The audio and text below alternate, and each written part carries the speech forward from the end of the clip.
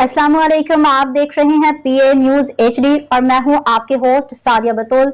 शामिल करते हैं आज की अहम खबरें। सह्यूनी फौज के अस्पतालों, स्कूलों, इमदादी मराकज पे हमले, मजीद 24 फलस्तीनी शहीद। गजा में इसराइली फोर्सेस की जारहियत जारी रही। सह्यूनी फौज ने अस्पतालों, स्कूलों, खुराक तकसीम करने वाले मराकज पे हमले किए, जिसके बायस मजीद 24 फलस्तीनी शहीद हो गए। 24 घंटे में सह्यूनी बर्बरियत में 116 अफराद शहीद जबकि मुतअद्दिद जख्मी हो गए। इसराइली फोर्सेस के गजा में खूनरेज हमले थम न सके, मजीद 109 फलस्तीनी शहीद। हुकाम शिफा अस्पताल के मुताबिक ईंधन खत्म होने से सैकड़ों मरीजों की जिंदगियों को खतरात लाहक हैं।